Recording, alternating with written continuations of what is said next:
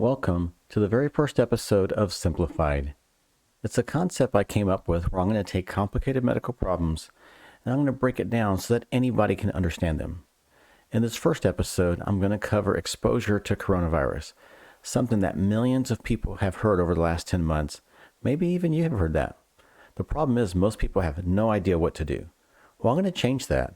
I'm going to go over the important aspects of how the virus grows in your body, when is the best time to get tested, and if you stay to the end, I'll even tell you what supplements I recommend my patients take.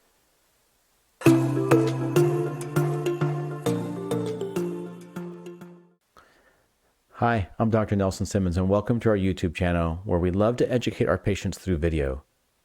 If this is your first time here, click the subscribe button and join our team.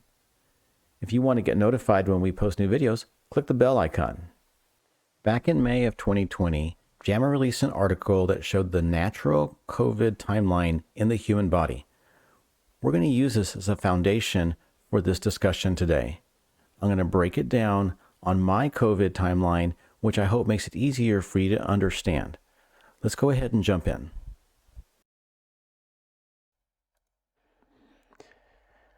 Hi guys, and welcome to my COVID timeline. We're going to be here for a few minutes, so let me review the structure of the chart. The first thing that I point out is that the blue line represents time. The red line represents symptoms or the onset of symptoms, and the green line represents the amount of virus that is in your body. Let's go ahead and get started with exposure. So the first day that you're exposed is what we call day 0. Okay, that is to differentiate that the virus doesn't just start out, bam, in your body. It starts out slow and it grows. Okay, it has to, 2 becomes 4, 4 becomes 8, 8 becomes 16, and it just keeps multiplying. So it starts out slow and then eventually it grows to a point where there's enough virus that you start to have symptoms. Okay, now this time period from the moment you get exposed to the moment that you start to have symptoms is what we call the pre-symptomatic period.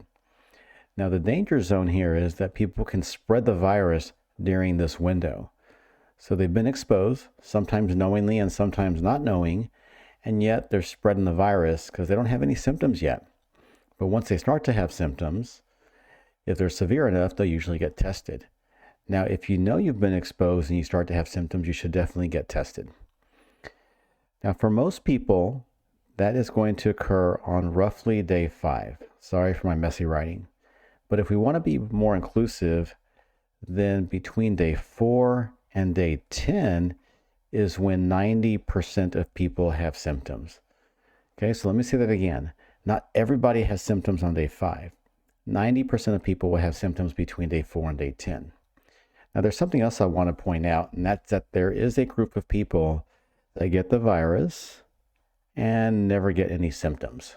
Okay, so these people are called asymptomatic. They will turn positive on a test, even though they don't have symptoms. And I have quite a few people like this. Okay. More than I realized I did when I started doing testing in my practice. And I do quite a bit of testing in my practice. Let me add testing to this line. So I've added testing right here. And what I really want to point out is that you don't turn positive on a test the first, second, maybe even third or fourth day. It can take 4 or 5 days for your test to turn positive. The earliest I like to test somebody is day 3. My favorite time to test somebody is on day 5.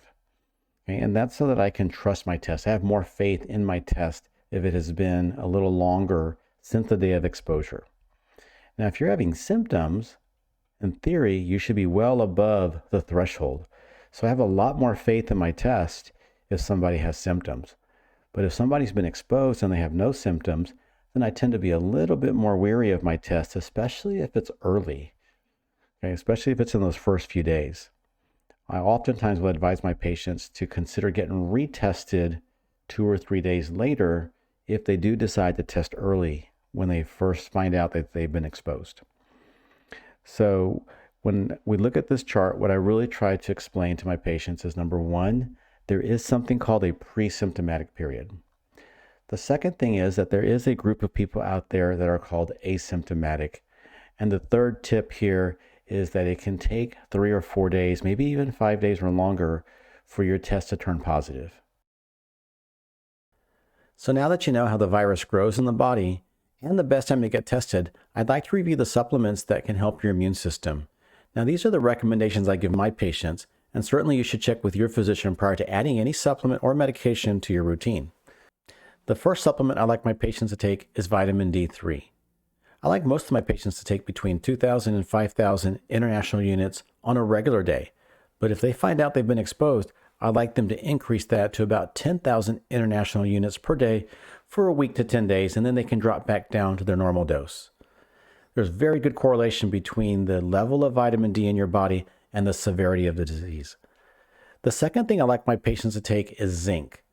Zinc is commonly found in most multivitamins and a few other supplements, so you may already be taking that, and if you are, great. But if you're not, add zinc to your routine. Now, what type of zinc is not that important, as long as you're taking some zinc, and most of them will tell you exactly how much to take on the bottle. The last supplement I like my patients to take is melatonin. At low doses, somewhere between 2 and 3 milligrams before bed, it's already a very well-known product to help people sleep, but it also is important to help your immune system. So go ahead and add some melatonin. I like everybody to be on zinc and increase the amount of vitamin D3 in your body. Well, that's it for this video. I hope you found it helpful. If you did, give it a thumbs up. And don't forget, check out our channel to see if there's any other videos that you might find interesting. As always, stay healthy and keep smiling.